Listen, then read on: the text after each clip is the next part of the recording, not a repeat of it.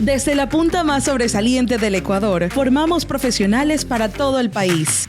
Los programas de maestría de la Universidad Estatal Península de Santa Elena UPCE están disponibles para ti estés donde estés. Maestrías de calidad, docentes de primer nivel y modalidades que se adaptan a tu ritmo de vida. Ingresa a www.upce.edu.es/posgrado. Síguenos como @posgradoupce. Posgrado UPCE, crece sin límites.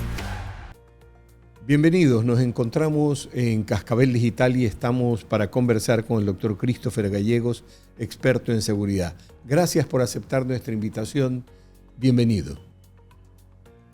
Muchísimas gracias a ustedes por la invitación. Un saludo cordial con todos los que forman parte de Cascabel. Para mí un gusto estar acá. Un saludo a toda la audiencia. Gracias a usted, doctor. Doctor, estamos viviendo momentos de inflexión, podría decir yo, en este momento cuando se acaba de iniciar el uso de la cárcel del encuentro, en donde se albergará a los criminales de más alta peligrosidad en el país, dejando ciertos espacios de alrededor de 1,000 localidades para que se manejen las otras cárceles. Pero, ¿esa es la solución al problema de inseguridad, doctor? ¿O es solo una parte grande, pequeña o mínima? Mire, en principio quiero decir algo, ¿no? Inaugurar una cárcel de alguna forma no es lo deseable en un estado como tal, porque solo reafirma que el problema de la inseguridad está creciendo y necesitamos de alguna manera expandir las capacidades en cuanto a infraestructura para poder albergar cada día más a personas que vienen cometiendo delitos como tal. Yo digo esto porque yo siempre parto de que lo deseable no es tener más presos, sino menos delitos. Entonces, en principio diría que no es lo deseable como tal, desde una perspectiva estrictamente de seguridad. Ahora, desde una perspectiva estrictamente penitenciaria como tal, creo que sí es lo recomendable, era lo deseable, lo que el momento de alguna forma demandaba, porque tenemos una crisis muy aguda, una crisis muy complicada, en el sistema penitenciario como tal. Entonces, claro, parte de esa crisis parte por la infraestructura deficiente, por la ausencia de control, por los espacios mal construidos de las prisiones que tenemos en la actualidad, que de alguna forma no garantizan esa posibilidad de eficiencia al momento de generar control y una política de rehabilitación social. Entonces, digamos que desde el contexto penitenciario es lo correcto como tal. Yo realmente le digo, veo con buenos ojos que al final de la jornada tengamos un nuevo centro penitenciario en donde sí se garantice el control de estas personas que se dice son personas que representan o que revisten alta peligrosidad. Esto sí es importante porque, claro, demostrado está con datos, con información, con estadísticas, que desde los centros de privación de libertad de nuestro país se vienen de alguna forma direccionando, planificando actividades de carácter ilícito. Entonces, me parece que desde ahí el gobierno le atina porque, claro, necesitamos un centro en donde el control sea mucho más eficiente, en donde el propio espacio se preste para generar un control dinámico diferente y obviamente eso propenda también o repercuta también en una política de seguridad, Claro. ¿no? Porque no se olvide que el tema de rehabilitación social ya no es solo un tema de rehabilitación social, sino es un tema de seguridad interna. Precisamente de eso quería tocarle el tema porque usted muy acertadamente ha hecho la división. Una cosa es el tema seguridad integral y otra cosa es el tema penitenciario. Lógico, si el sistema penitenciario funciona mal, el rato en que nos regresan a la vida libre estas personas no han regresado con la correspondiente rehabilitación. Entonces, ¿por dónde tenemos que empezar? ¿Acrecentando la seguridad? ¿Mejorando o cambiando el sistema penitenciario? ¿O hay que hacer un paralelismo de funciones para lograr resultados concretos y favorables? Mire, yo coincido un poco con lo que decía el ministro del Interior ayer en una entrevista. Creo que el sistema de rehabilitación y la institución que representa, además de este sistema, que es el famoso SNAI, es un fracaso completo, ¿no? Y es un fracaso, entre otras cosas, porque, claro, está al frente de esa institución personal que no tiene las capacidades ni las competencias para poder generar una política de rehabilitación social. Segundo, es un fracaso porque el propio Estado no comprende o no concibe a la pena privativa de libertad como una posibilidad para rehabilitar a la persona privada. Entonces, desde esa perspectiva, desde ese cambio de enfoque que tenemos, más allá de lo que diga la Constitución, más allá de lo que diga el Código Orgánico Integral Penal, claro, no es compatible el sistema, la institución, con los fines gubernamentales que tiene en este momento el gobierno como tal. Entonces, yo creo que es correcto lo que están haciendo. El gobierno, de hecho, quiere cambiar la constitución. Ya todos conocemos ese tema. El gobierno no está de acuerdo en que, entre comillas, las personas privadas de la libertad sean de un grupo de atención prioritaria, en teoría, porque en la práctica eso no sucede. Son los que generalmente enfrentan los peores tratos del Estado.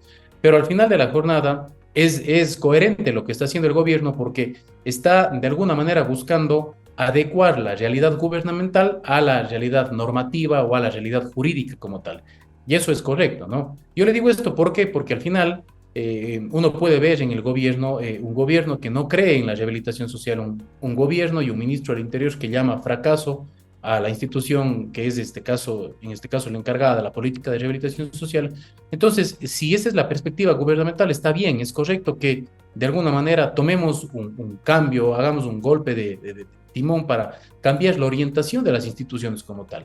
Porque Claro. no tiene ningún sentido que la Constitución siga con esa premisa de que el sistema de rehabilitación sirve para rehabilitar, si al final de la jornada estamos generando una política penal que busca prácticamente una cadena perpetua, que busca que los privados de la libertad nunca se reincorporen a la sociedad y que además el propio sistema de rehabilitación social sea únicamente un panóptico de control y de vigilancia en donde no hay posibilidad de generar, por ejemplo, un arte, un oficio, un beneficio para el privado de la libertad. Entonces está Claro. correcto lo que está.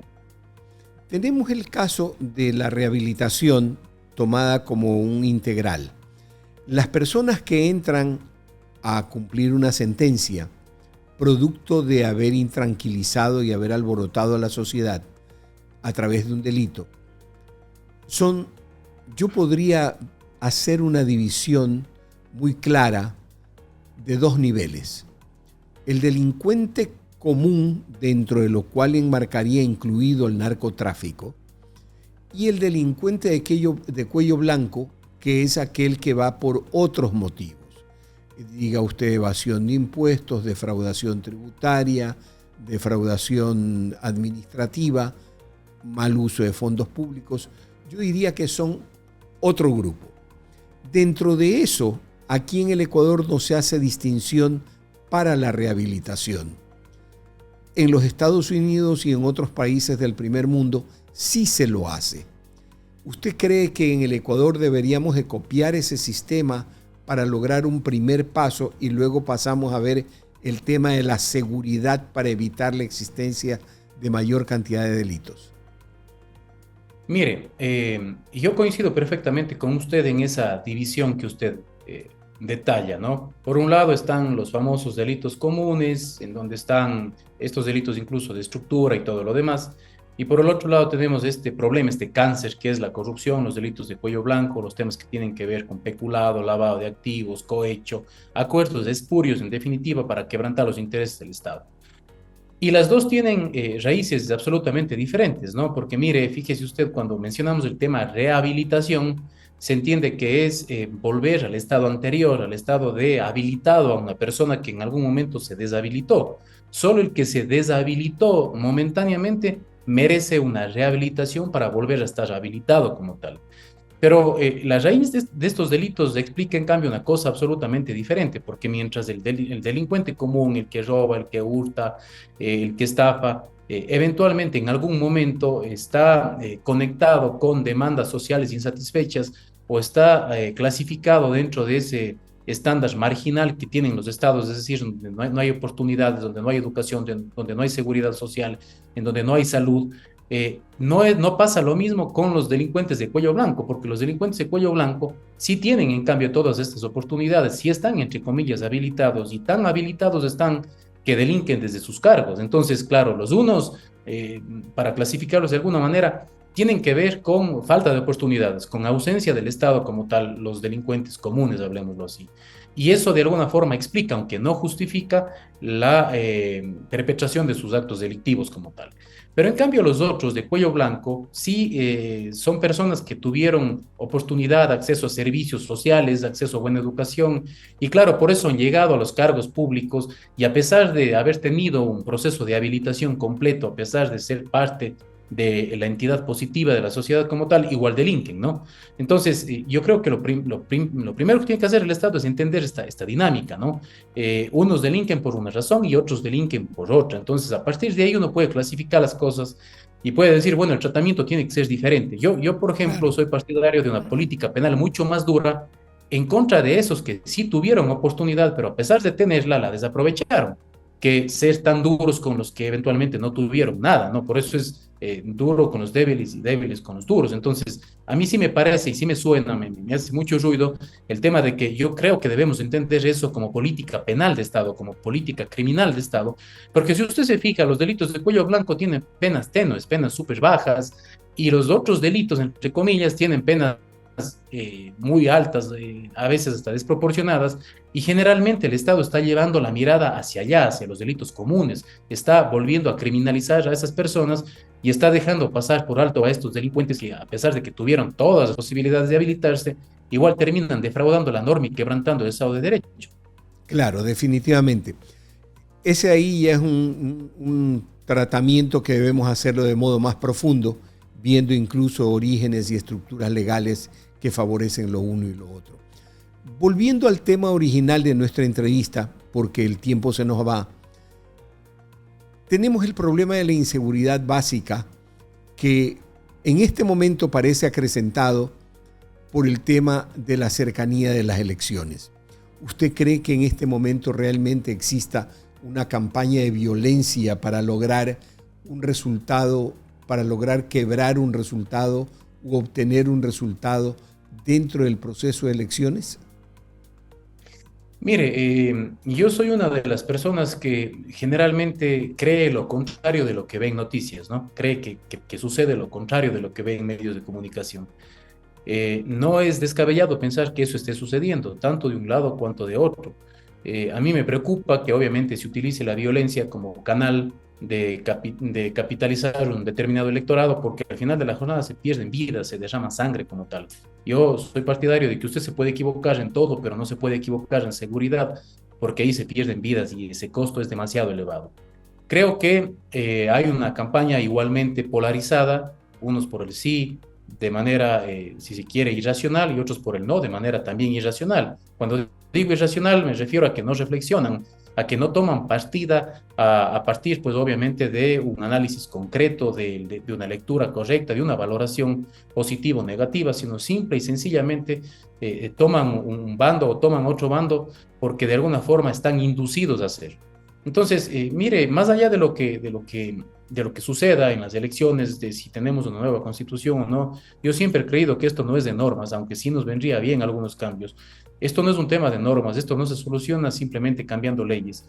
Al final de la jornada yo pienso que si triunfa el sí para la Asamblea Constituyente y para tener una nueva constitución, habrá la oportunidad histórica de hacer nuevos cambios. Creo que la ley también tiene que irse modernizando, dinamizando como tal, porque las exigencias y las demandas también van cambiando, ¿no? Es dinámico, claro. El mundo es dinámico, no es estático como tal, y eso hace que de alguna manera pues tengamos nuevas demandas que probablemente desde el espectro normativo anterior quedarían insatisfechas.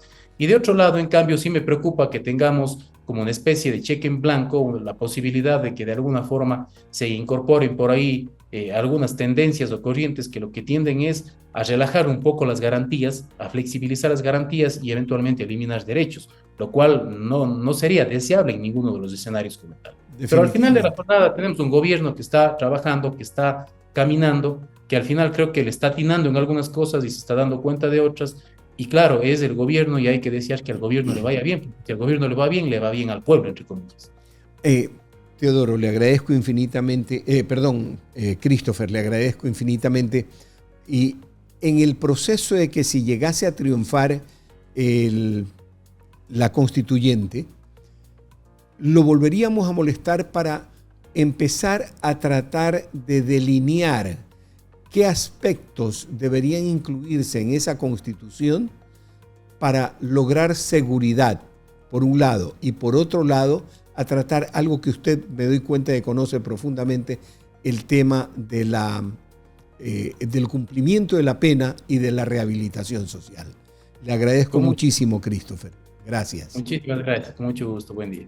Estuvo con nosotros Christopher Gallegos, experto en seguridad, con quien conversamos hoy día por primera vez y trataremos de traerlos para unas próximas ocasiones, especialmente si viene el tema de la creación de una nueva Constitución. Muchas gracias por su atención. Esto es Cascabel Digital. Estuvo con ustedes Alberto Franco. Estudia una maestría en la Universidad Estatal Península de Santa Elena, UPCE. Elige entre 25 programas de posgrado diseñados para profesionales como tú. Aprovecha hasta un 50% de descuento en matrícula y transforma tu futuro. Excelencia académica, docentes expertos y modalidades que se adaptan a tu ritmo de vida. Síguenos en redes sociales como @posgradoupce. Ingresa a www.upce.edu.es/posgrado. Posgrado UPCE, crece sin límites.